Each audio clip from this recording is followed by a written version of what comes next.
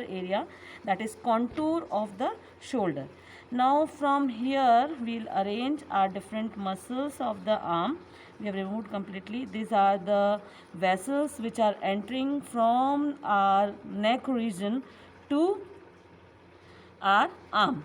The main vessel which is coming from here is an axillary artery. Here it is an axillary artery, which is a continuation of subclavian artery at the level of outer border of first rib. It continues downward. It continues downward at the level of teres minor, below the level of teres minor. It called as brachial artery, and as a brachial it continues till cubital fossa, where it divides to form radial and ulnar artery. These are the nerves, nerve cords and nerves. Here at the pectoralis minor level, the axillary artery is in second part of the axillary artery, and the cords which are lying over here are in their general position. Now it has been dislocated from the body, therefore we can't justify which cord is there, therefore we just examine which nerve is this one. So we start with our first major muscle of the arm, which is a very big muscle. You can say this is biceps. To identify bicep, we should see this belly is very big, and bi means two. It has two origin, two tendons, tendon number 1 and tendon number 2. The tendon number 1 is long head of biceps, which originate from supraglenoid tubercle. Here it is supraglenoid tubercle. That is supraglenoid tubercle.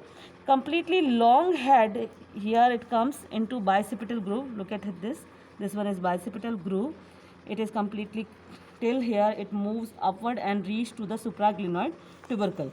This one, then it continues. This is short head for the coracoid process. From here, the short head of biceps, and completely it forms the biceps.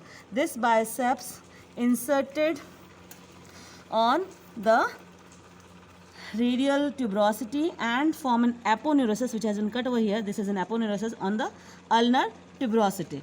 It is completely biceps. When we remove this bicep, or we can lift this bicep, we see the coracoid process and a muscle originating from the tip of the coracoid process. This is coracobrachialis.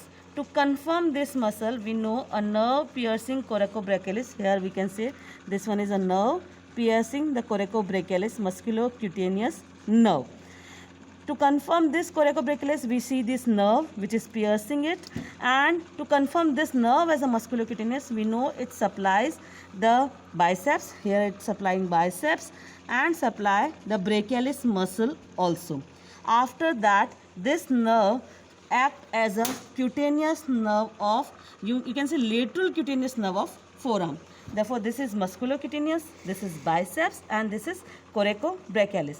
Third muscle of our arm is this one, main brachialis muscle. Main brachialis muscle, which complete covers the anterolateral and anteromedial part of the humerus and inserted forming the floor of cubital fossa.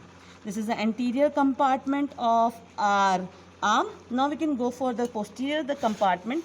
The posterior compartment of arm consists of a bulky single muscle. This is triceps. The tricep itself has three heads. This one is the long head, this one is the medial head, and this one is the lateral head of triceps. Lateral head of the triceps.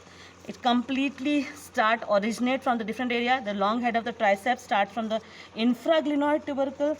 The lateral head and medial head, both head originate from the humeral margins and inserted at the anconia. This one is our elbow joint, and it is inserted at tip of the olecranon process here. Olecranon process of the ulna. This one is our triceps. With this, we complete our arm region. This is completely arm region.